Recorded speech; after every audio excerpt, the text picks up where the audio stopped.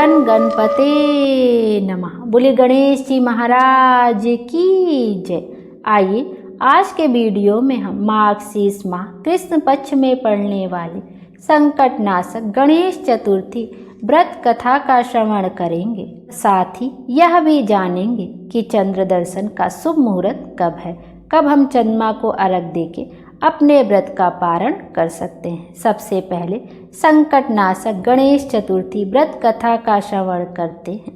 पार्वती जी ने गणेश जी से पूछा कि अगहन कृष्ण चतुर्थी संकटा कहलाती है, उस दिन किस गणेश की पूजा किस रीति से करनी चाहिए। गणेश जी ने उत्तर दिया कि हे हिमालय नंदिनी, अगहन में पूर्वोक्त रीति से गजानन नामक गणेश की पूजा करनी चाहिए। पूजन के बाद अर्घ देना चाहिए। दिन भर व्रत रहकर पूजन के बाद ब्राह्मण को भोजन कराकर जौ, तिल, चावल, चीनी और घृत का साकला बनाकर हवन कराएं तो वह अपने शत्रु को वशीभूत कर सकता है।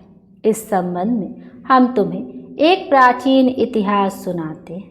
प्राचीन काल में त्रेता युग में दशरथ नामक एक प्रतापी राजा हो चुके। वे राजा आखेट प्रेत। एक बार अनजाने में ही उन्होंने एक श्रवण कुमार नामक ब्राह्मण का शिकार करने में वध कर दिया। उस ब्राह्मण के अंधे माँ बाप ने राजा को श्राप दिया कि जिस प्रकार हम लोग पुत्र शोक में मर रहे हैं, उसी भांति तुम्हारा भी पुत्र शोक होगा, जिससे राजा को बहुत चिंता हुई। उन्होंने पुत्रेष्ठ यज्ञ कराया। फलस्वरूप जगदीश्वर राम ने चतुर्भुज रूप से अवतार लिया। भगवती लक्ष्मी जानकी के रूप में अवतरित हुई। पिता की आज्ञा पाकर भगवान राम ने सीता और लक्ष्मण के साथ वन में खरदूषण आदि राक्षसों का वध किया। इससे क्रोधित होकर लोगों को रुलाने वाले रावण ने सीता जी का अपहरण कर लिया।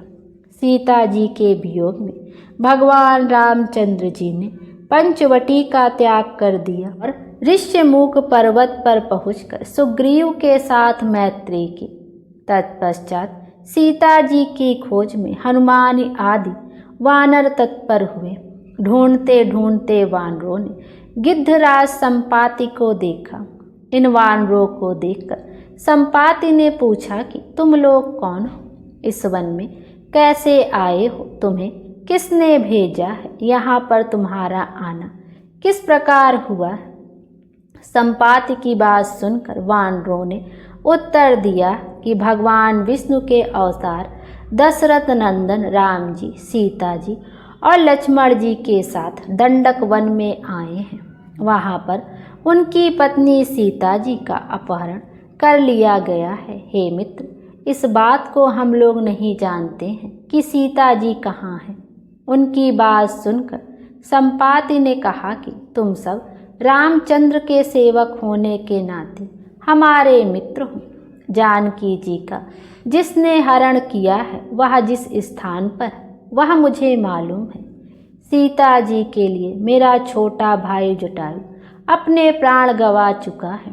श्री रामचंद्र की जी के चरण कमल का स्मरण कर हमारे भाई ने अपना शरीर त्यागा है। यहाँ से थोड़ी ही दूर पर समुद्र है और समुद्र के पार राक्षस नगरी है। वहाँ शीशम के पेड़ के नीचे सीता जी बैठी हुई हैं। आप लोग देखिए, रावण द्वारा अपहरित सीता जी अभी भी मुझे दिखाई दे रही हूँ। मैं आपसे सत्य कह रहा हूँ कि सभी वानरों में हनुमान जी अत्यंत पराक्रमशाली हैं, अतः उन्हें वहाँ जाना चाहिए। केवल हनुमान जी ही अपने पराक्रम से समुद्र लांघ सकते हैं, अन्य कोई भी इस कार्य में समर्थ नहीं है।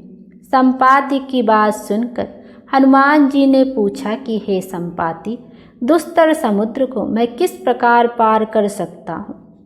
हमारे सब वानर उस पार जाने में असमर्थ हैं, तो मैं ही अकेला कैसे पार जा सकता हूँ। हनुमान जी की बात सुनकर संपाति ने उत्तर दिया कि हे मित्र, आप संकटनाशक गणेश चतुर्थी का व्रत कीजिए। उस व्रत के प्रभाव से आप समुद्र को क्षण मात्र में पार कर लेंगे।